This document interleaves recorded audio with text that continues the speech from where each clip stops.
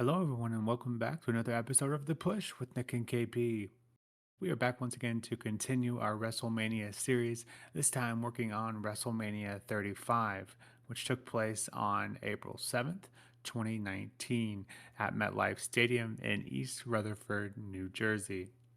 The announced attendance was 82,265, which is a WWE, notice how they announced that there, a WWE MetLife attendance record, although actual reports range from 68 to 70,000.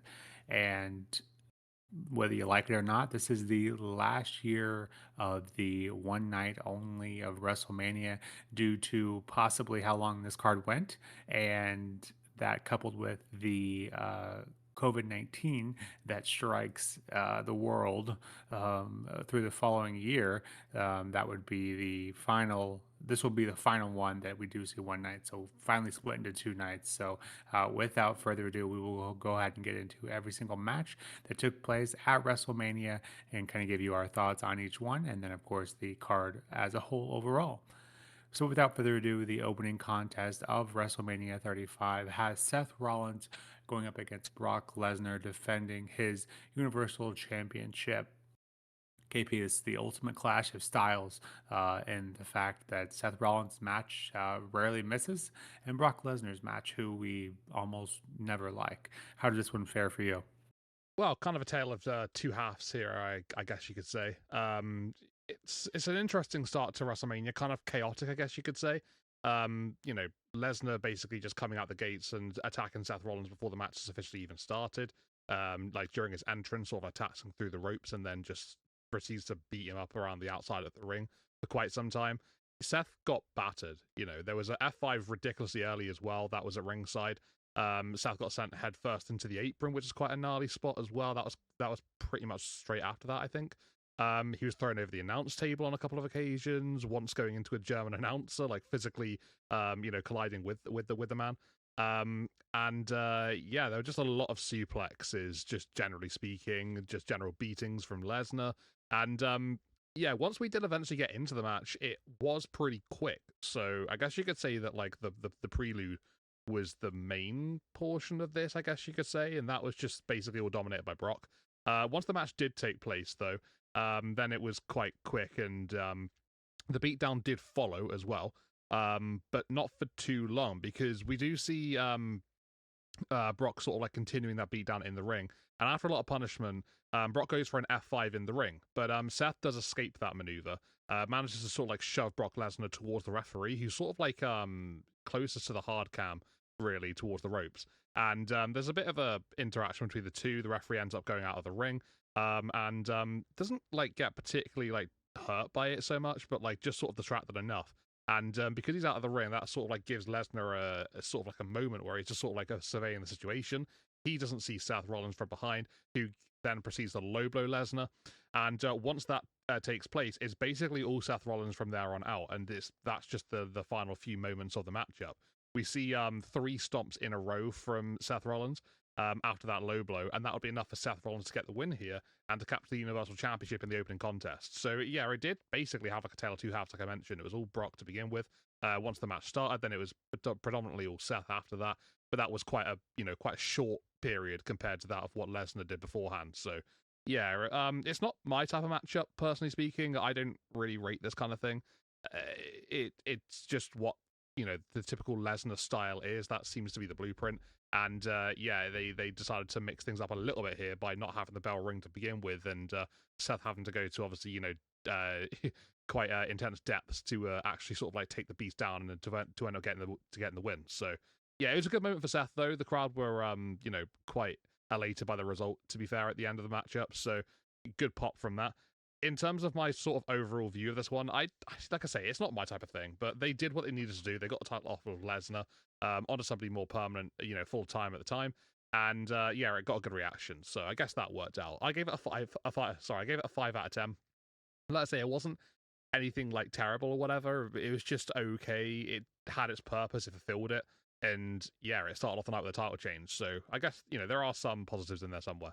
What about you then, Nick? What did you reckon of this one? It's yeah, not too far from your regular Brock Lesnar match, but obviously this time, obviously the the underdog, I guess you could say, whatever, his opponent gets the victory this time. What did you make of this opening contest? Yeah, pretty much singing the same song here.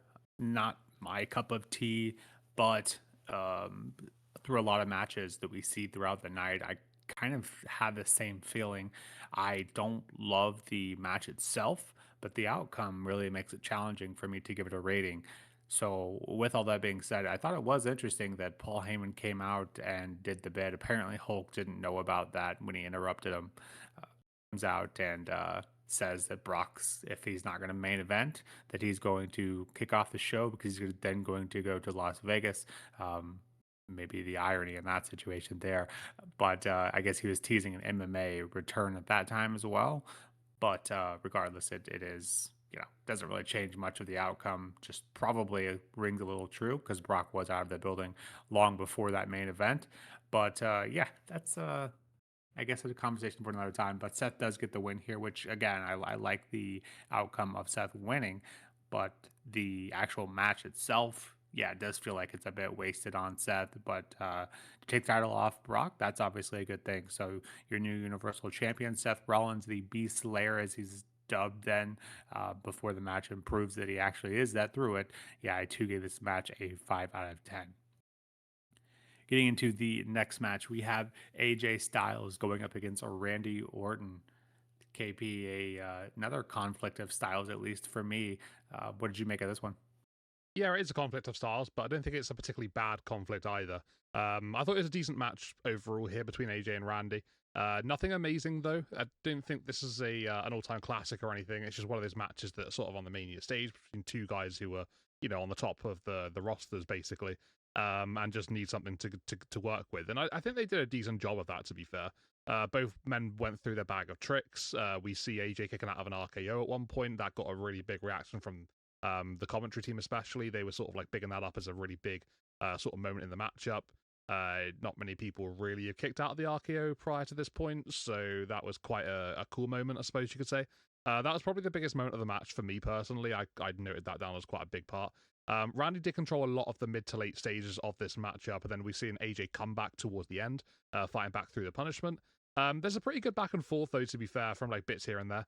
And AJ did show a lot of heart to sort of get the victory in the end here. He does get the win over Randy Orton by basically he hits a phenomenal forearm to Randy, who's on the outside of the ring at one point, and then sort of rolls Randy back into the ring, hits a second phenomenal forearm in the more classic way, and that'll be enough for AJ to get the victory here. So it did take two of his finishing move here to get that win for AJ Styles. But yeah, it was I think it was missing a particular element to make it great. There was something not quite there that would make it a brilliant match, but it was a good solid match. Like there was nothing wrong with it per se, but it just didn't set the world alight basically. So yeah, there was, like I said, nothing wrong with it. I gave it 7.5 out of 10. So it was a decent encounter between the two men. They put in a good contest. It was pretty well balanced for the most part, except for like that bit where Randy Orton where he sort of like got a bit dominant, but. Yeah, besides that, no, I thought it was good. I thought it was a decent match. I get 7.5, and I got nothing really too bad to say about it. It's just it needed that extra step to make it really great. That's basically what was missing from this one. What about you though, Nick? I know Randy has been someone that you've been very sort of critical over with WrestleMania matches, but how did this one against AJ Styles fare for you? Yeah, to your point, he isn't my cup of tea, but not in the same way like that Brock isn't. He's much. I like his matches, but much better than Brock's. But for just some reason, his style is just very different and unique, and it's sometimes I praise it for, but mostly that's for the character work more so than the actual in-ring action.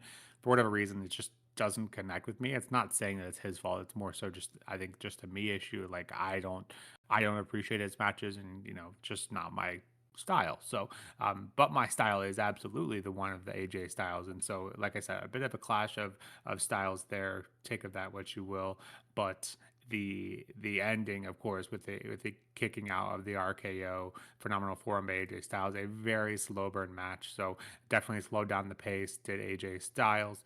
I don't think it's AJ's best match.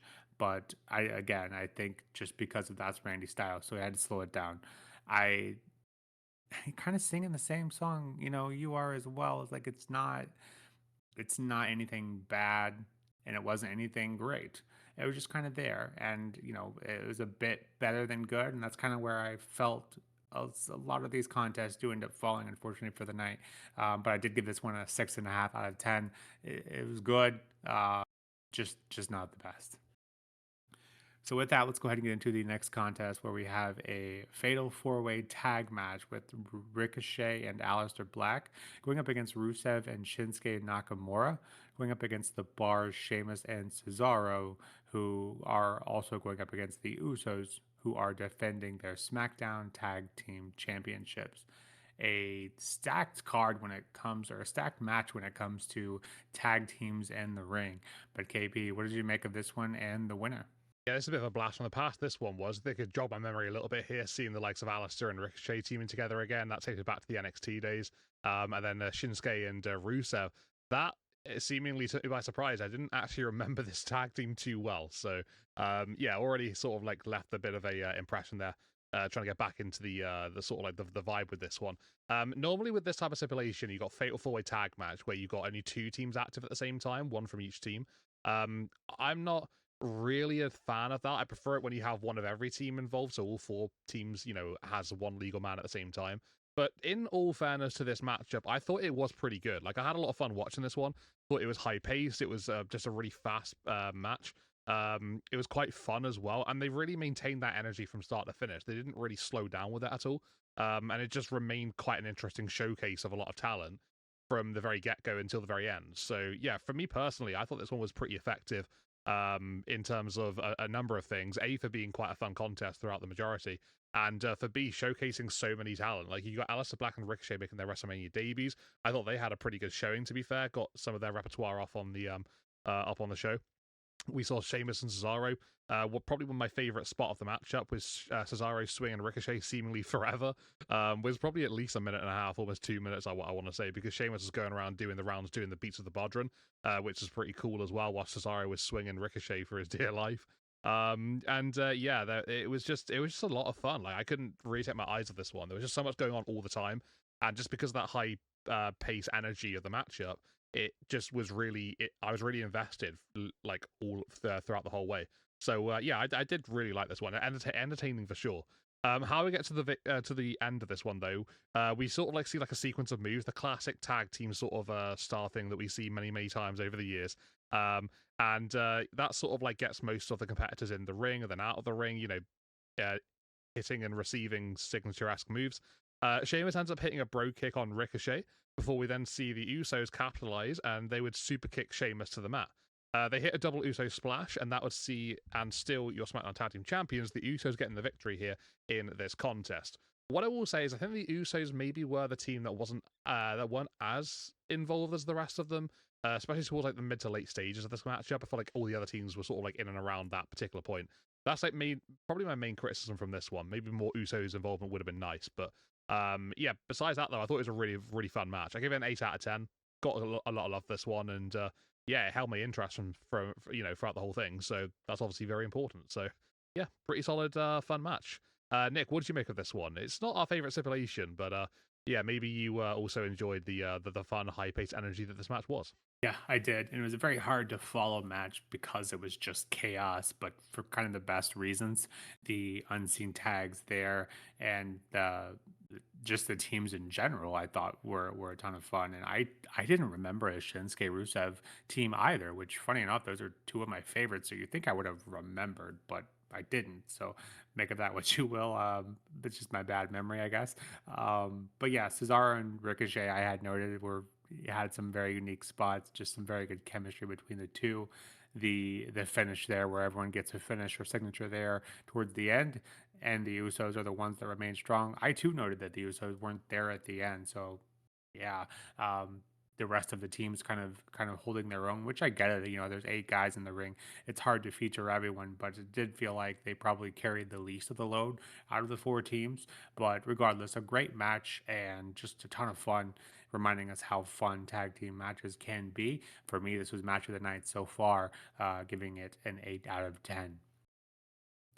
We then get into the next match of the evening, which has The Miz going up against Shane McMahon in a Falls Count Anywhere match. And I forget how weird this story was, not only because it has Shane attacking Miz's father, but even more so because it had Shane leading up to this match, had Shane winning the Best in the World trophy, along with that moniker Best in the World that had, in order to determine that, they had a tournament to determine who was the best in the world. And that tournament included the likes of Randy Orton, John Cena, Kurt Angle, and Dolph Ziggler. So being reminded of all that, perhaps a good reason why I'd forgotten, because they were really hyping up this Shane as the best in the world. So make of that what you will. But in terms of the match, KP, what did you make of this one? If there's something that's guaranteed with Shane McMahon on the WrestleMania stage, it's just pure chaos and carnage, right? This match didn't really fall short of that either. It was fun. It was a really fun match. Had a pretty unique finish, to be fair. I'll get to that in a little bit. But yeah, it had a few layers to it as well. Like you've already glossed over, Mrs. Dad playing a big part in the overall build going into this one, as well as the matchup itself. Literally the two, well, Mrs. Dad and Shane McMahon having a bit of a square off in the ring, and just comical esque moment where he just like Mrs. Dad just puts his like fists up. Not your typical fighting sort of stance, and Shane sort of corrects him. I don't know. I found myself laughing about that because it was quite a fun moment. And then Shane proceeds to beat him up afterwards. So yeah, just I don't know, quite comical for me personally. But yeah, that was obviously a quite a funny part for me. Um, yeah, we sort of like see Shane like goading Mrs. Dad early on in the matchup as well. Like this is when he's in the crowd at ringside watching on sort of thing. That's what sets up the bit later on. We see a part where Miz is laid out on the announce table, and that's where Shane looks to hit his big elbow drop that we see most years. And that's when Mrs. Dad comes in and yeah, tries to stop Shane from doing that, which leads to that interaction in the ring. Don't know why I went around that way. There's a bit of a strange way to go about it, but got there in the end. So yeah, when like with all of that being done, I think like the brawl that follows afterwards is pretty good because it sort of like shows the storytelling for this one. Obviously, Miz is extremely, sort of like defensive over his father being involved. Obviously, he shouldn't really be involved. So Miz sort of like turns the aggressor up, starts brawling with McMahon around the outside of the ring, sends him into the crowd, checks on his dad, then proceeds to go back to Shane, and then beat him up like through the rafters. They get to the international commentary team, and that seems to be a little bit of a chaos section for them as well because we see Shane getting launched onto the desks that they've got, the tables, whatnot, going through all the monitors, and then he does get put through one of the tables as well. Just after that as well, there's sort of like a platform from behind, and there's like a golf cart on the other side. Shane just gets launched onto that and bounces off of the golf cart, falling down onto the floor behind, which is quite a nasty fall. We see a skull crushing finale moments later as well. That's like just by some scaffolding sort of situation. And then there's a camera platform, which is where the final, I guess, scene of the match takes place. It almost did have like a bit of a cinematic feel to it, the way it just sort of like went from like one location to another location to another location. But yeah, the stipulation was made the most of, this being Falls Count Anywhere. We saw some pinfall attempts, just here, there, and everywhere, basically. So that was quite nice to see. And it really had that personal feel that the feud had building up to it in the matchup itself. So that obviously is a big part too, which is what you want. Um, yeah, towards the very end, though, I mentioned the camera platform. So Miz follows Shane up there to the top of this, and having chased him up there, Miz superplexes Shane off of the platform and down to like a landing zone below. There's like some boxes and whatnot, and some just general like sort of like a safe area to land type thing. But obviously they go crashing through a few things. And yeah, with that being said, because obviously Miz is the one initiating the superplex, that means that when you're landing, Shane McMahon is technically going to be on top of the Miz afterwards because that's just how the move works. Because that's how they land, both men are absolutely out of it. Referee comes over to the situation, Charles Robinson, and because Shane's on top of Miz, counts 1, 2, 3. Shane wins after Miz superplexes Shane off of the platform. So yeah, it is quite a unique finish, but I think it was well done. To be fair, I had a fun time watching this one. It was really entertaining. Like I say, just pure chaos from beginning to end, and yeah, I think they just really encapsulated the animosity of the feud really well in the matchup. So yeah, I don't have any issues with this one. Maybe you could argue Miz should have won, but did he really lose anyway? Like, he beat up Shane, and he had like despite the loss, he had the last big move. So I don't know. It's one of those weird things for sure. It's like a double-edged sword, I guess you could say. I gave it an 8.5 out of 10. I really like this match. I've had a lot of fun watching it, and yeah, it just had a nice flow to it too. It didn't look like it was sort of a spot fest. It just seemed like it flowed really nicely together. Nick, what did you make of this one? It's quite an interesting one. It's different, and obviously Shane McMahon is not somebody that we sort of look at as our normal wrestling style. But when he puts on matches like this, I think they are really, really fun, and it's just his sort of WrestleMania repertoire continuing to expand. What did you make of it? Yeah, 100%. Shane is not the gold standard when it comes to wrestling, but say what you want about him. Every single match that he's in has some sort of entertainment or intrigue factor. It's kind of similar to his dad, when he was in a match. It was never the best wrestling match, but I'll be damned, it was entertaining. So kind of similar vibe there. And for weird as the match setup was, the actual match being even more weird, but again, entertaining. And the Miz's father, I thought was a good addition.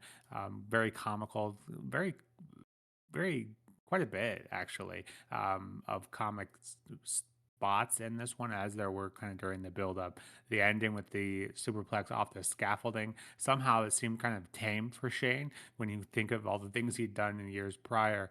But just due to positioning, the Miz eats the loss there, and Shane gets the win, and Graves kind of hits it home, continuing to announce Shane is the best in the world. It gets under your skin. That's what it was supposed to do, and it's just good entertainment. Maybe not the wrestling, but the wrestling wasn't terrible either. And the Miz obviously holds his own there, as he always does. So I give this one a 7.5 out of 10. Not quite as high as you, but can't argue this was an entertaining match in all the right ways. So with that, we'll go ahead and get into the next match, and a bold strategy on behalf of WWE, because a very similar style match to what we had seen just 2 matches ago.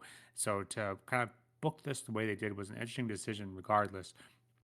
But the this fatal 4-way tag team match for the women's tag team championships had Natalya and Beth Phoenix going up against the IIconics Billie Kay and Peyton Royce, going up against Nia Jax and Tamina, going up against Sasha Banks and Bayley, the Boston Hug Connection, defending their women's tag team championships here.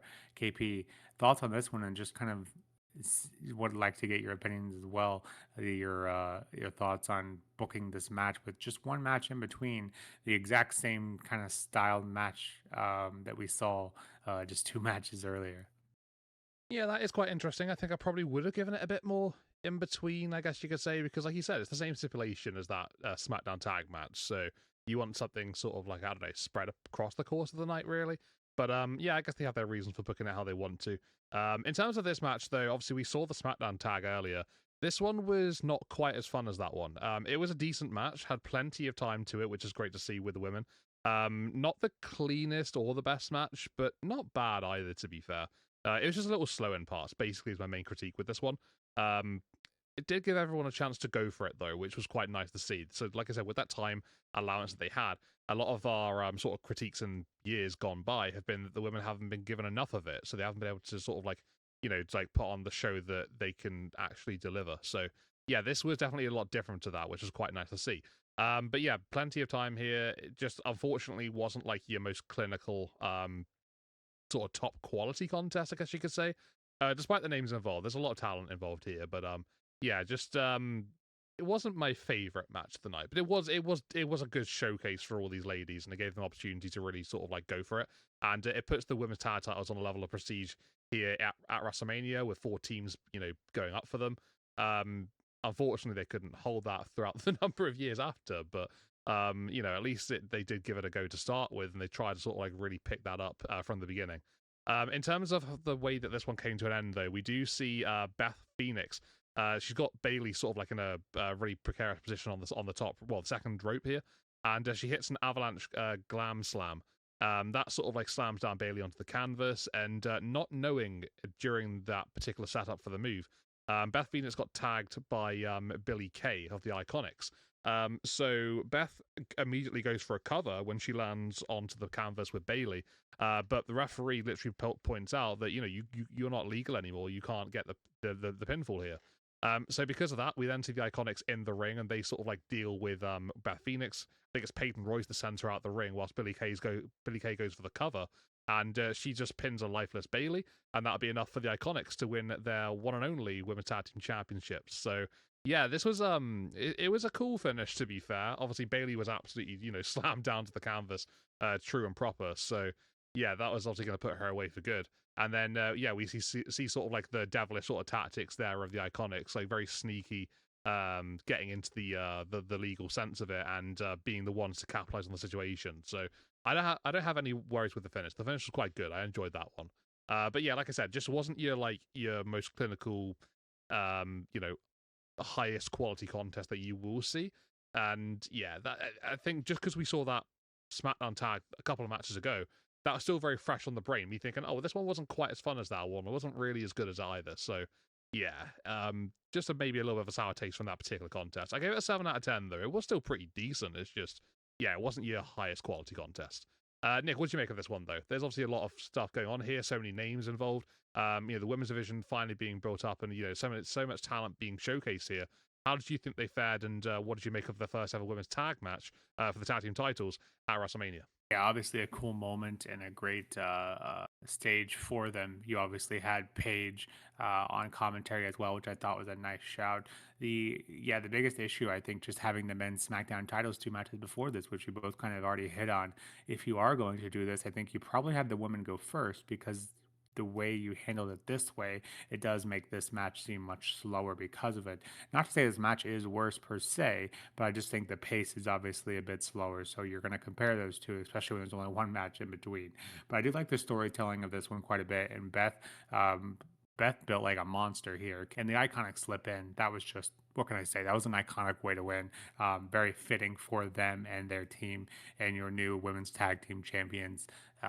Yeah, I've always had a soft spot. KP knows this more than most, I'm sure, but always had a real soft spot for the Iconics. I thought they were very entertaining, could hold their own as well when needed to. So just a pretty fun overall story, and a great kind of debut for the women's tag team champions on the biggest stage of them all. But as we meant, both kind of hit on already, it wasn't quite as good as the SmackDown men's tag. And so, unfortunately, that's the moniker this one gets hit with regardless. I just wish I could have found some more matches in between to kind of soften that blow. For me, I too gave it a 7 out of 10. It was enjoyable, but just hard not to compare. Getting into the next match, we have the Kofi Mania movement, if you will. Kofi Kingston with the New Days, Xavier Woods, and Big E going up against Daniel Bryan with Rowan for the WWE Championship. KP, Kofi Mania. I know we talked about this one off air many times, and we do have differing opinions on this one. But for the listeners here, what did you make of this match? I've got to be honest, out of all the matches on the card, this is the one I've most been looking forward to talking about. Not only because of yeah, just the high quality contest that it really, really is, but because of our slightly differing opinions here for this matchup. For me, this contest is a particular turning point of the night. I feel like the crowd were absolutely crazy for this contest, and then throughout the rest of the night, they seemed to just fall a little bit flat. This is obviously the longest WrestleMania one night that we've ever had, and that did definitely show throughout those later stages of the show. But obviously, we'll get to that when we're ready. But yeah, the crowd were up for this one. They were having a great time with it. They were absolutely buzzing for it, and that played out from what we saw in the contest as well. It was a great match between Kofi and Bryan. Brilliant WrestleMania moment. Especially for Kofi Kingston at the very end. It was very competitive, back and forth, filled with drama, high intensity. Like there was a lot really that went into this matchup to make it as good as it was. Bryan did a great job of working down Kingston. Just playing that heel role. I think the Earth Champion stuff is really underrated from Bryan. Like I think it's fantastic. It's one of the best bits of work that I think he did in his WWE career. For me personally, obviously everyone looks to WrestleMania. That's obviously the trump card for him. But I do really have a soft spot for this gimmick and this character. I really liked what he did with it. And then obviously we get to the Kofi Mania stuff, and we see that sort of like fizzle away afterwards. But yeah, I thought Bryan did a great job working down Kingston through the matchup, and that allowed Kingston to fight through until the end. had to have a really, really strong sort of like comeback. And yeah, it just provided a really great ending as well because of that. We see Eric Rowan on the outside. He does sort of get involved at one particular point where he attempts to distract Kofi Kingston from taking advantage of Bryan on the outside. But that sort of gets countered out quite quickly by Big E and Xavier Woods. There's a bit of back and forth. They do get knocked down on an occasion, but then they get back up. They bring it to Eric Rowan, and then they hit a midnight hour, which would sort of like take him out of the rest of the conversation for the rest of the match. Like I said, the crowd was super hot. They were, for the whole match. The pop at the end when Kofi wins is huge, and the dynamic of this matchup, the flow from start to finish, it just all seemingly just went off without a hitch. It was just brilliantly done, well executed for me personally. I got a lot of love for this matchup. I really, really do. If that isn't clear. So how we get to the crowning moment here for Kofi Kingston finally in his WWE career, Kofi manages to withstand the yes lock from Daniel Bryan, and he sort of outpowers the move. We see Bryan desperately trying like multiple attempts to try and keep that lock in place still. But then we do see Kofi, who returns what Bryan did to him a few moments earlier, stomping on Bryan's head repeatedly, which is showcased in the left-hand image on the bottom there. But obviously Kofi's doing it this time instead. Kofi hits the Trouble in Paradise a few moments afterwards, and that would be enough for Kofi to secure the win here and to put down Daniel Bryan. But yeah, it was just a fantastic contest. We see Kofi kicking out of a flying knee, running knee, whatever you want to call it, from Bryan earlier on. And there's so many dramatic moments. This one that would make this such a great ending part as well. The Earth Championship, I guess you could say, was at ringside, and that was obviously being showcased as the prize for this one.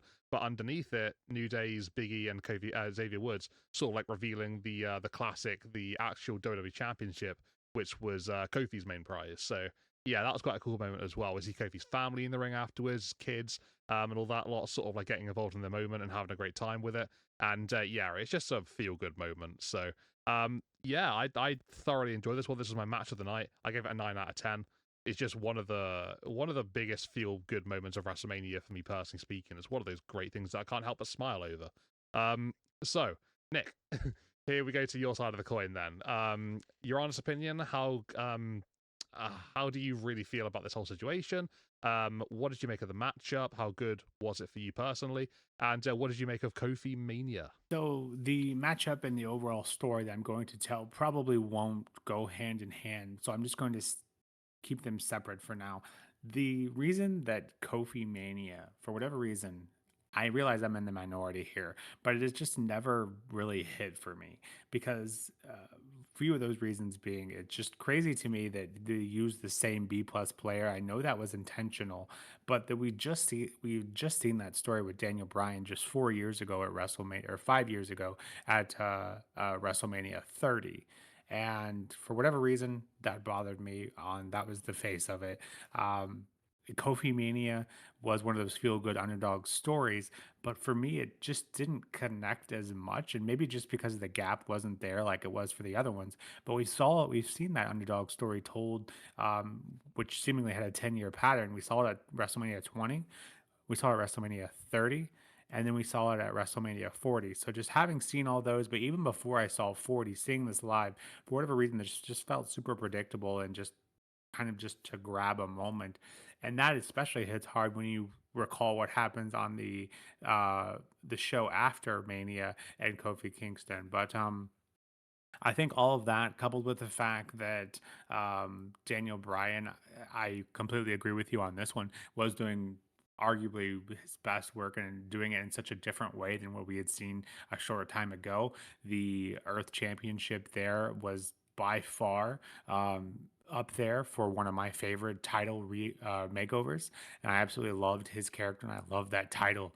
And so all those things combining, it was a feel good moment for the New Day, which I'm very fond of. But I don't know, it just felt very cookie cutter in the story, and it just felt like it wasn't anything.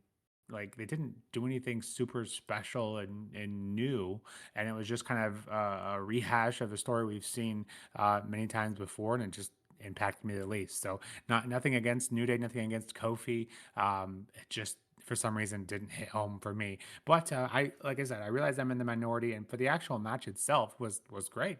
No issues with the match itself.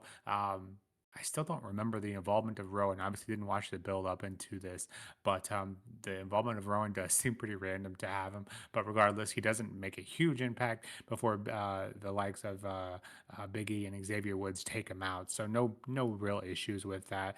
But just the keeping it with Kofi and Daniel Bryan was just a good match, good back and forth.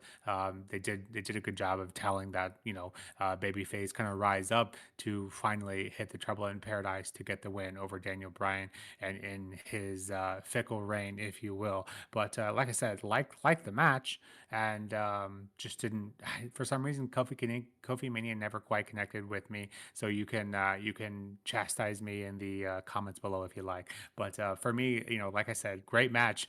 Rating for me gave it an 8.5 out of 10. But for whatever reason, it just never connected. And honestly, I realize that's a me problem. The next match, this is another one of those matches that kind of fits into that category that I've mentioned a couple times already, and that is I don't love the match, but I love the match outcome. For this one, has Rey Mysterio going up against Samoa Joe for the United States Championship. Two of the best and in the ring, but a couple of injuries and a later entrance into WWE for Samoa Joe kind of has me wondering what could have been a very strong showing for Samoa Joe here. But for the actual match here, KP, a not much really to talk about, but we have to do it. So what'd you make of this one? Yeah, this matchup falls in the category for me as just why. Like, I feel like this is really a throwaway contest. I don't know. Like, it doesn't do anything for me. I don't think it does anybody any favors, really. Maybe it makes Samoa Joe look like a beast. Fair enough. I guess that could be the main takeaway from this one. But I don't know. There isn't really much to discuss. Like, it's super fast. Like, it's a really quick contest. Apparently Ray wasn't 100% according to the commentary team. Prior to this one, had been sort of like on the back stick of some attacks, prior to this one.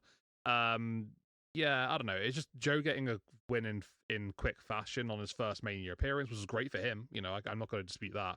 But it did seem like just a throwaway match for me personally, honestly. It just didn't do anything for me, and just I don't know how really to sort of like hype up something that's just a case of like a couple of spots, because that's essentially all this one really was. We see Rey Mysterio going for a 619, looking to follow it up. Joe just sort of like seemingly just gets up to his feet rather than staying down for what we would see normally would be a typical splash or frog splash attempt. So Ray sort of like changes it up, goes for a bulldog, but sort of like gets dropped down. And that's when we see Joe just locking the Coquina clutch, and it's literally over straight after that. The referee, obviously just the arm lifting thing, drops it down. Ray essentially fades away, and Samoa Joe wins via submission. So yeah, I don't have a problem with Joe winning here. Like, that's not an issue I have, but it's just the way they did it. Did they really do this on the Mania stage? Just have a quick little throwaway couple of minute matchup? I don't really think it does anybody any favors, personally speaking. I gave it a 2 out of 10. It's just not something that I I enjoyed. I don't think it's necessary. We could have probably put a little bit of time into something else instead here. Yeah, I don't know. They even like prior to this one, I know they did this with events anyway, but throughout both Rey Mysterio and Samoa Joe's entrances, they literally go to the commentary teams over like the international sections, and they just show them for basically the entire time of it, especially for Joe. So you don't really see much of Joe's entrance at all. So I don't.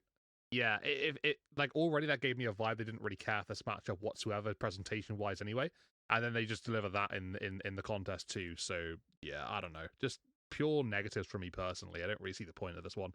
2 out of 10, and that's all I got to say. Nick, what did you make of this one? I classed it as a Y match, but what about you though? You seem to have a little bit of positives to begin with there in your quick little intro, but yeah, what's your main thoughts? Yeah, like I said, conflicted because of the outcome, but I think this is definitely not only one of those matches where I struggled to come up with a rating because I like the outcome so much, but also the issue being that didn't have enough time. And I do wonder if this was on a two match or two card night for WrestleMania, had this would probably have gotten more time and would have looked a bit better. And so I think a lot of the work you're doing by building up Joe here. By squashing an absolute legend that is Rey Mysterio, you then take away some of that build up because you're constantly mentioning that Ray's not 100%. So I get it. They're trying to make Joe look like that shark, smells blood in the water, but also it takes away, you're just beating down an injured guy. So it doesn't really hit home what it should anyway. So I think if you were going to go with that story, have Ray be 100%. But regardless, just a very short match. I wish they could have at least gave it like 3 or 4 minutes as opposed to under a minute. I think that would have made it a better match obviously for our purposes here. But yeah, obviously he does come off as an absolute monster, and that is Joe. And another one I've always had a really soft spot for and always wondered what could have been had he come to the WWE much earlier. But regardless, he gets the win here in very quick fashion, and that's just kind of that. And it feels hard to rate it as low because, but also it was less than a minute. So in terms of a match, it really wasn't a great one. So I did have to give this one a 3 out of 10. It does hurt me to do that, but yeah, 3 out of 10. But love the fact that they were building up Samoa Joe here. Just wish they could have gave it at least 5 minutes. Getting into the next contest, we have Roman Reigns, who is returning after his winning battle with leukemia, going up against Drew McIntyre. KP, thoughts on this one? This match was okay. Nothing overly eventful or noteworthy really took place, and it kind of had almost a TV match style feel to it, which is crazy when you look at the names on here. Drew McIntyre, Roman Reigns. Drew being like one of my personal favorites, and yeah, this is obviously during the big dog Roman, so it's not quite the level that he will obviously get to later on in his career. But I still would think that these two would be able to put on a decent, well, a pretty good contest here at WrestleMania, but it just had an okay feel to it. It was quite basic, to be fair. Nothing really set it alight and, allowed it to really get to that next sort of level. It just always stayed in first gear, never got into second. So, yeah, one finisher to win as well just made for quite somewhat of a lackluster ending to a match that just never really took off as well. And yeah, just nothing really went wrong as such. It just wasn't very good. Like, it just didn't have anything of sort of note to it. They had a bit of time. Like, I'm not going to say it was the shortest match or the longest match, but there was like enough to make something decent of it. And yeah, there was a little bit of personal, animosity between the two men, but it just, I don't really think it really encapsulated it so much. Like Roman, I feel, yeah, it was his first match in 6 months, so maybe I got to give him some credit. And obviously, he came back from a very precarious situation early, before that with his illness and obviously with leukemia. So I'm not gonna like try and sort of like criticize him because of things like that. But just generally speaking, I feel like Drew's character in this one was like possibly the biggest saving grace, especially towards the later stages. Add a little bit of fire, a little bit of intensity. But yeah, I feel like Roman just sort of like almost slotted back into what he was beforehand, and that was this character that was just seemingly just going through the motions, getting these big matches, and just I don't know, just doing the bare minimum, I guess you could say. So yeah, I don't know. It wasn't really something that I overly enjoyed. Roman fights back after quite a beatdown from Drew for a while. He counters an attempted future shot DDT, which Drew's sort of like stalling over and like having a bit of a play, mocking Roman Reigns at the same time. And he ends up getting slapped by Drew McIntyre at one point. Then he receives a Glasgow kiss that sort of bounces Roman Reigns off the ropes, and then we see him hit a Superman punch. He follows up with a spear, and that'll be enough for Roman to get the win. Like I said, one finisher and the end with this one. It just had such a standard basic feel to it. So yeah, I haven't really got too much else to say here. Just a really just minimal effort contest really here between two guys. So yeah, I gave it a 6.5 out of 10. Not one that I particularly liked or enjoyed, but it was sort of there, and yeah, it got them both on the WrestleMania stage, I guess you could say is the main positive. Nick, what did you think of this one, though? Drew and Reigns wasn't an all-time classic by any means necessary, but how good did you rate it this one to be, for Roman's first match back in 6 months? What'd you make of it all? Yeah, props to Roman, coming back after winning the battle of leukemia. He was never going to lose this match. But yeah, it was a bit dull, and I think your term to make it seem like a TV match, I think that's a great kind of moniker for it. It was just kind of there. It didn't feel like it was something we wouldn't see in a weekly episode of wrestling television, but it also didn't feel like it belonged on the WrestleMania stage.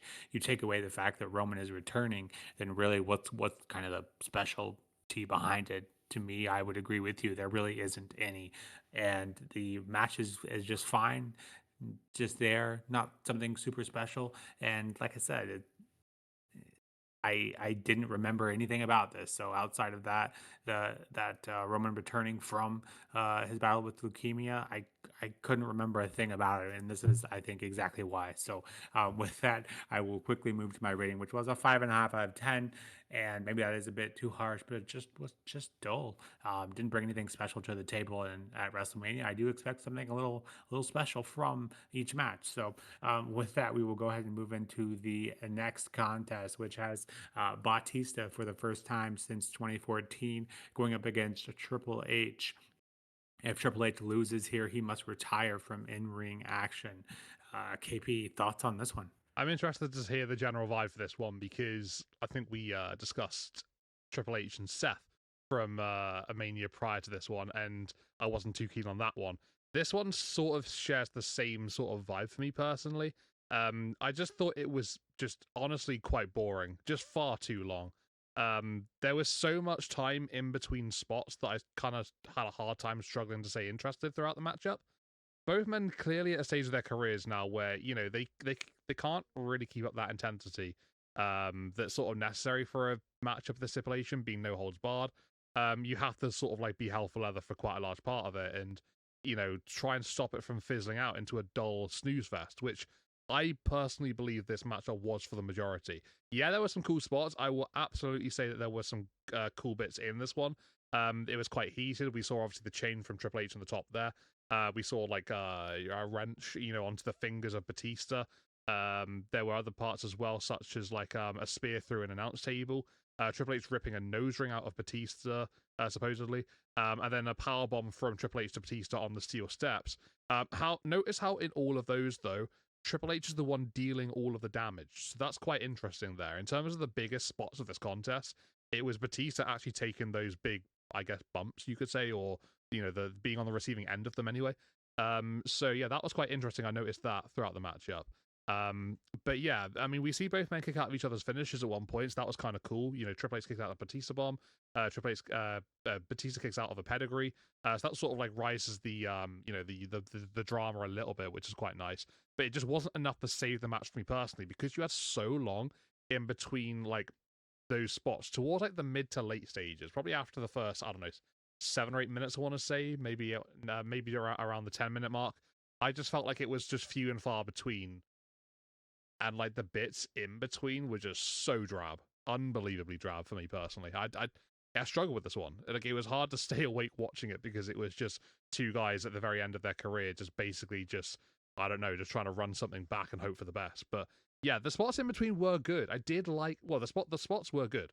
They were fun to watch, but just it was just too much of the like I don't know the recovery period from that one, and I guess that's because of their age. I expect this to be kind of slow in parts, but for the whole near enough the majority of it to be slow is just not the vibe I'm looking for.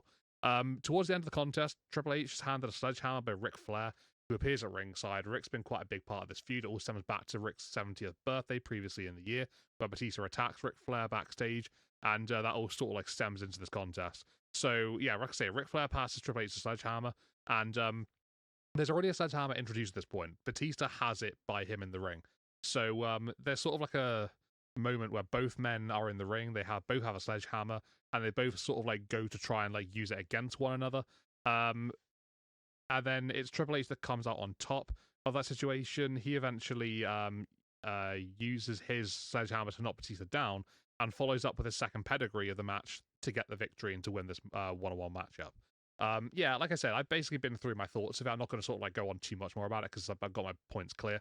It just wasn't for me personally. It was too slow and sluggish, and yeah, like I say, it was fun, but also it wasn't at the same time, and that's difficult to really sort of piece together for me personally. I gave it a 6 out of 10. Like it was good in parts, but it just needed to be less sort of less boring in between, if that's completely fair to say. That's just my vibe. Maybe you disagree with it, Nick, or maybe you don't. What did you make of this one, though? Triple H against Batista. It might not be everyone's cup of tea, but was it yours?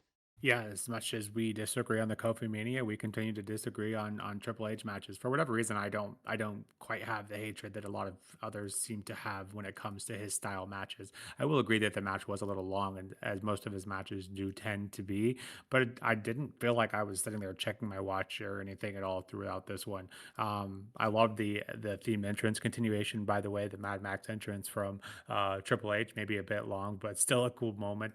The Ric Flair being drug out of his locker room in the build up for this one with Batista. I had that image kind of setting in my brain, but I just didn't think it was like 10 years later. I thought it was like back in the fallout of a previous faction, but time is a weird thing. But Triple H has done everything except beat Batista. So I thought that was kind of a cool story. The mentor and the teacher kind of bit there as well. The weapon spots, I thought, I won't go through all of them, but I just loved them. I thought they were very unique. The chain of lock pliers and then the ripping the nose ring out. I thought that was a cool spot as well. While Batista's pinned down by the chair. Yeah, I just thought this was a pretty brutal spot. Like, yeah, it was slow burn, but to me, it just felt like it was very personal, and so it deserved to have that kind of slow burn to it. Yeah, so I really enjoyed this one, and I will say the ending was a bit predictable. Obviously, Ric Flair was the one that was kind of doing a bit of the storytelling that kind of led up to this match. And then, of course, he comes down to cost someone at WrestleMania, not the first time and probably not the last, but Ric Flair costing Batista his match here. And Triple H, using his old faithful in that sledgehammer to then get the pedigree and get the win. And then Batista would actually, funny enough, wasn't the stipulation, but Batista would then retire from in-ring competition after this match. So make of that what you will. Had to head back to Hollywood. They definitely took a few shots at him during this match for that, but I enjoyed this one. I gave it 8 out of 10. I like I said, I realize I'm probably in the minority, same as I am with the Kofi Mania stuff.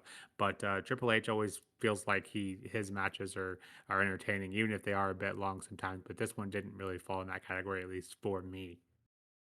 The next match, and I think speaking of outcomes, we uh, aren't quite fond of. This is kind of the opposite of the tune I've been seeing, which I felt like a lot of matches, and throughout this mania, we see a lot of booking decisions that I would personally like. But with it, we also see a lot of very happy endings. The WrestleMania 35 does hold a lot of happy endings, but this is not one of them, at least for me. Baron Corbin going up against Kurt Angle and what would end up being his last match of his career. KP, you obviously know I'm not the biggest fan of Baron Corbin and going up against one of our favorites in that of Kurt Angle. So how does this one set for you? Difficult one to really go through this one because it was quite a quick match, wasn't remarkable either. It makes for a couple of interesting points. Obviously, with it being Kurt Angle's farewell contest, you don't necessarily have to go out on a victory. So I'm not going to sort of like criticize the result here, in terms of that particular sort of side of things. But what I will say is on the other back of that, it does sort of make for a really big moment for Baron Corbin. That's obviously such a it's such an incredible thing for him and his career at that particular point, being the one to sort of like retire Kurt with a loss. That's obviously very, very huge for him. So that makes for a big thing there. What I will say though is that it didn't really have the legs to be a good match because it was so short. Um, yeah, only a matter of a few minutes here really with this one, and the ending when Corbin gets the win, the crowd are just insanely flat. Like, it's not even so much boos or anything. It's just pure, just like silence. Maybe it's stunned. It probably is a bit of stunned. But I feel like also this is where we really see that sort of what I was talking about earlier, with the crowd sort of like disappearing from the heights of the Kofi and Bryan matchup. We saw a little bit of that in the previous match with Triple H and Batista. But this one, it was made extremely clear towards that very end there. No one really expected Angle to lose, and yeah, the reaction for Corbin winning was basically nothing. So that made for quite an interesting moment there for sure. Um, but yeah, Kurt went through his moveset, so that was quite nice to see, like rolling it back. We saw the ankle lock, the angle slam. We see an attempted moonsault. So there's nothing particularly wrong with the match. It just wasn't particularly good either. So it's kind of like I think I've described a few with that sort of description so far, and this is the latest of that edition for me personally. Towards the end of the matchup, like I did mention, we do see Kurt Angle going for a moonsault, and Corbin does avoid that one, hits an end of days afterwards, and that would be the victory for him in this contest. So yeah, that's basically just a roundup sort of summary of what happened here. I personally think that this one was a little bit of a flat finish and didn't do too much for me in that respect. And if Corbin had gone to have a remarkable career after this one, maybe we could look back on this one and think, you know what, this was worth it. But ultimately, that didn't really take place. So for that reason, I guess you can say maybe this one was a little bit wasted, perhaps. But yeah, I gave it a 5 out of 10. It was okay. It didn't set anything alight. It was fine. It did what it needed to do, but it wasn't great either, and it was quite quick. So a few different things in there to sort of like stop it from really becoming a good matchup. Nick, this is a difficult one. What are your thoughts on this matchup? Baron Corbin beating Kurt Angle, his last ever contest, the crowd reaction, everything involved. What's the vibe? The crowd reaction was absolutely in kind of shock because of the match only being 6 minutes. Kurt Angle, losing the match pretty clean, but I understand Kurt Angle is just that kind of guy. To put over someone like Baron Corbin was absolutely probably his call anyways. He respecting the fact that this was his last match and sticking to that, by the way. Not many wrestlers can say that, but that this is his actual last match. He didn't come back 3 or 4 more times. This was it. So for all of that, and as you've already alluded to, unfortunately, this didn't pan out because Baron Corbin's career didn't pan out, which I can't say is a surprise to me. But the obviously the what the match had intended to do was put over Baron Corbin for the rest of his career. It just didn't quite cut it. So yeah, the match just didn't bring out anything special. I think outside of what Kurt Angle does, landing a moonsault at the ripe age of 50, just an absolute gorgeous moonsault. Props to him. You can tell he's definitely slower than what he used to be, but again, he's 50 years old. So make of that what you will. I like the fact that after the match, Kurt just kind of walks away, has the crowd serenading him and "You suck" chants, which again was kind of held him throughout his career. So class act is Kurt Angle, but in terms of the match itself, didn't feel like much else we wouldn't see on a weekly episode of television. So I too gave this one a 5 out of 10. Continuing the theme of outcomes that I really liked, but do the matches not quite living up to them. We have the Demon Finn Balor going up against the Almighty Bobby Lashley with the hype man Leo Rush for that Intercontinental Championship. KP, thoughts on this one? Well, not bad, not bad. It's not the worst match on the card by any means necessary. It's not the best match on the card. It was good. Like, it was fast paced. It was pretty physical. Really hard hitting, despite not being the longest contest on the Mania card. But yeah, I had a fun time watching this one. If I had like 5 more minutes, this one goes into probably the good to great category for me, to be fair. But yeah, it's just it needed a lot. It needed more time. Basically, that was the main thing. Bobby and Finn put on quite a decent matchup that goes quite back and forth, despite it being quite short. And a fair few times it goes back and forth. The pendulum sort of switches, a few times here and there. Probably the main sort of takeaway from this matchup for me personally is obviously with Demon Finn Balor winning, which is obviously a great thing in the end. But also, probably my favorite part of the matchup itself, Lashley hitting a spear onto Balor to ringside. That was quite hellacious, and I really enjoyed that one. I always love the sort of apron to ringside spears that we see from time to time. Like, that's always a really cool spot for me personally. And I think Lashley was a really good sort of candidate for delivering those. I think like Big E used to do them as well. But they always provide a bit of a pop from me personally. So that was quite cool. But yeah, in terms of like, what was a short matchup, they packed quite a lot into it, and there was a lot of sort of like heavy hitting moves in this one, and just it was a physical battle, like it really, really was. Someone of Balor's size compared to someone like Lashley, you might think this one could go differently, but with a demon, being obviously in his possession, that's obviously a different side that can sort of like match that power game that Lashley can bring. And I say that specifically here because that sort of like sets up the finish here. Because Finn is attempting to powerbomb Lashley. This takes a little time to sort of like work together. There's like a couple of moments where Finn stops it and like tries to like kick out at Lashley, tries hitting him a few times, and eventually he sort of like does power through it. He picks Lashley up from that powerbomb position, bombs him down onto the canvas, and then we see him hitting the coup de grace, and that'll be enough for Demon Finn to pick up the win here and become your brand new Intercontinental Champion. So yeah, just a pretty solid contest It's just it didn't have the legs. Like that's all that is probably the criticism here. Because if it had another 5, 6, 7 minutes, whatever, it would have been pretty good, and I would have been probably singing its praises a lot more because of the content they would have been able to put in. But they tried to make it as good as they could for that little time they had. So kudos to both men, credit for that, because they did a good job of making it something quite enjoyable. I gave it a 6.5. So, like, obviously, I'm a big fan. It's just I needed to see more. That's basically what I wanted from this one. Nick, what did you make of this one, though? Obviously, with the IC title on the line, Demon Finn's always a great sight to see. How was this IC match for you personally? Did the time sort of like play a big part of this one as well for you? Yeah, absolutely it does. And you can kind of compare this one to the likes of the Samoa Joe match. I think if the Samoa Joe match was the length of this match, I would have liked that one much better. But then you have this match, who, wasn't a squash match, who had back and forth, but only 4 minutes worth of it. So how do you kind of justify that? So I think, unfortunately, this gets put into a lot of categories for the negative side because it didn't have the length. And I don't know if I'm sure you guys as listeners recall all this, but especially during the early years of WrestleMania when we were doing the series, constantly we were saying if this match had 5 more minutes, there were literally we deemed a bucket of matches where we put those matches in, and this would have been in the same category because, as we kind of both have said, 5 more minutes, and I think this is a really good contest.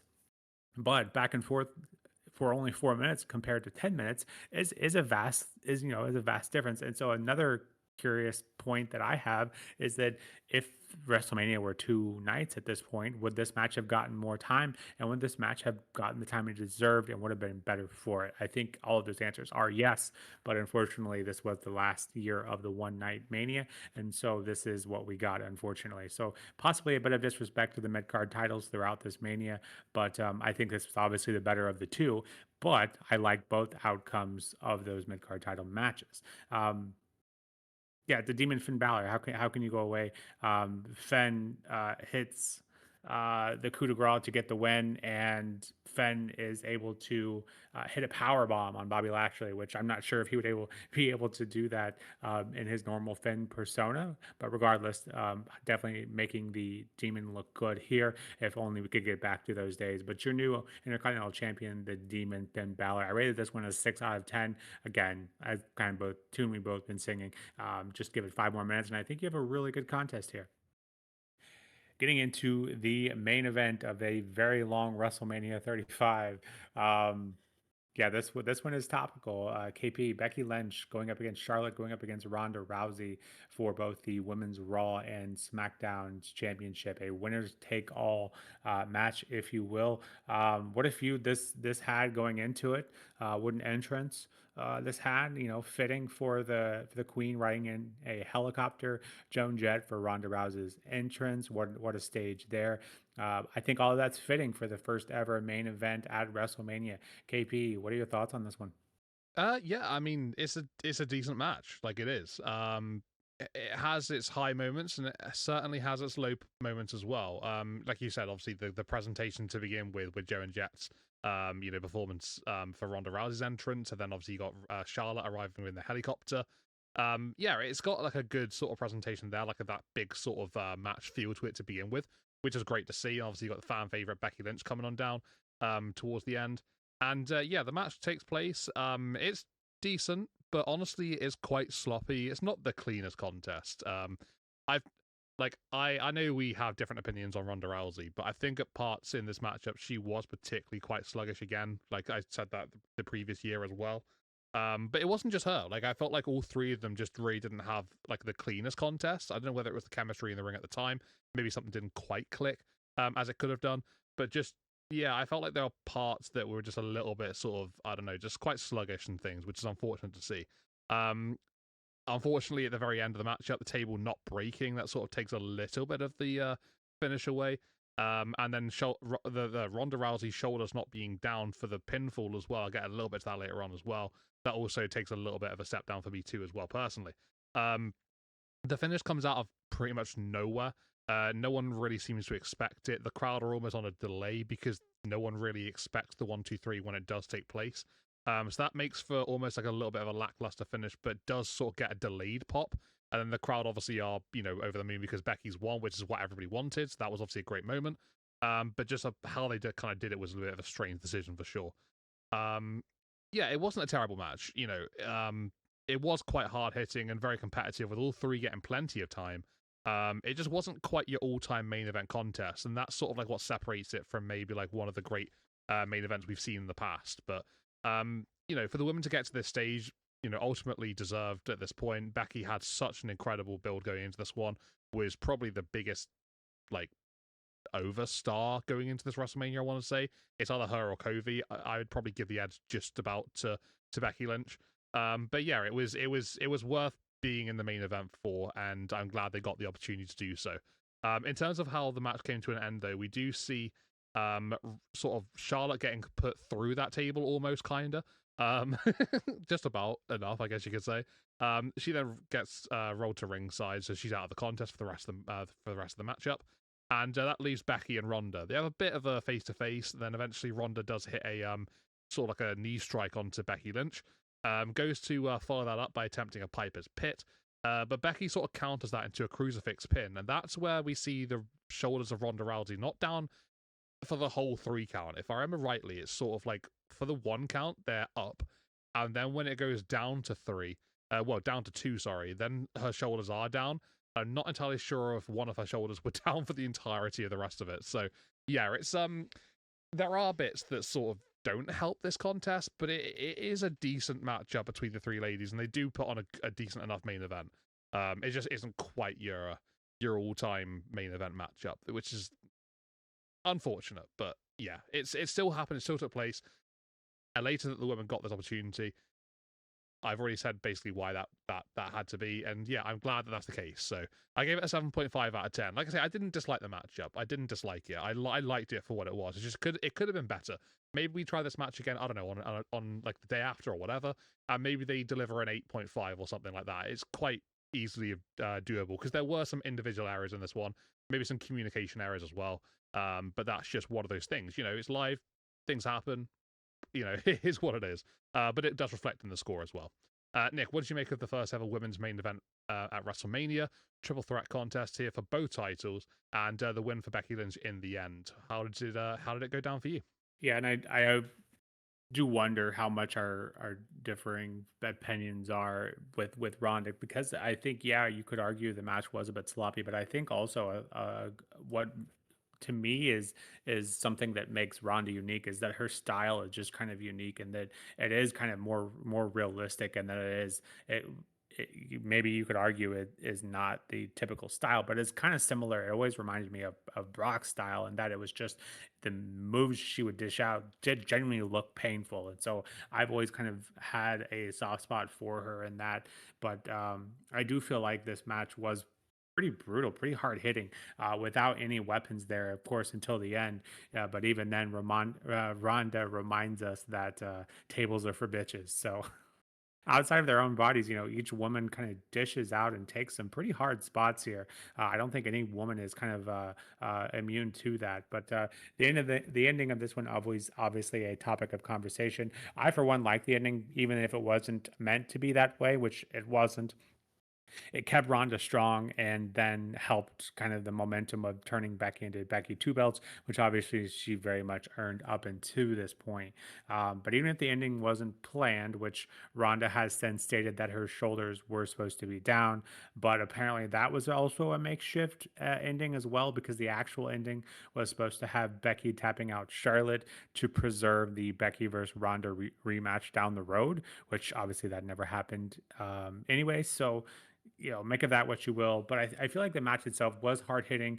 I think it felt like it was a real brawl. And so with those kind of real brawl moments, you do have moments where it feels like it wasn't super clean, but that didn't bother me. For whatever reason, it just made it feel more real. And for those reasons, I do like this match, and I do like this contest quite a bit. The ending, the shock ending, I guess, aside, I made my peace with it, I guess. But I remember watching it at the time and thinking that was an interesting decision. But just up until then, the table spot didn't really bother me. That happens. What it is, what it is. But for everything else we got, it felt like it was a very real feeling brawl, and I really liked that to it. And props to the women for getting that main event spot. For me, I gave it an 8.5 out of 10. One of the best matches of the night, at least for me. So yeah, another differing opinion there. But yeah, I know I'm in the minority when it comes to Ronda as well. So we'll we just accept these facts and we move on with them. KP, WrestleMania 35. Oof, what a long one. For better or worse, this is the last one night Mania. What did you make of the show overall? Highlights, lowlights, and your overall rating. And we'll get this one wrapped up. Well, firstly, what I will say, it was nice watching some of those matches at not like gone 4 or 5 o'clock in the morning, so that was great. This is actually the second time I've watched most of these matches. There's only really like one or two that I've probably gone back and watched again. That being the main event and Kofi and Daniel Bryan. But yeah, in terms of the matches itself on this card, a bit of a mix. As we normally get from these WrestleManias, that tend to be the standard. Maybe a bit of a lackluster, disappointing opener. But here, this one, I love to start a PLE with like a really good, enjoyable contest. I didn't really think we got that, particularly from my perspective, anyway. And then highlights of the night here really are just the fact that we had Kofi and Bryan going crazy. That was a great matchup for me personally. I absolutely loved that one. And then Shane and Miz, like that's my like second shout out here because yeah, those matches were probably my favorite of the show. I yeah, I seemingly just like really enjoy both those a lot more than the others. But yeah, in terms of this WrestleMania, it's not the worst that we've seen. It's by far the worst actually. But in terms of being one of the better ones, I wouldn't say it is quite that level, but it was decent in parts. There was good, there was bad. That's your typical flow for these WrestleManias that we go through. But I get this one a 6.5 out of 10. That's an average of all of my matches put together of a score.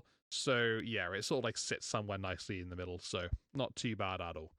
Nick, what did you make of this one? WrestleMania 35. There's obviously a lot of talking points. We differed quite a bit for this one. So yeah, quite interested to hear your rating here. But it is one of those WrestleManias that maybe is a bit controversial in parts. But I thought for the most part they did an okay job. But what about you? What did you think?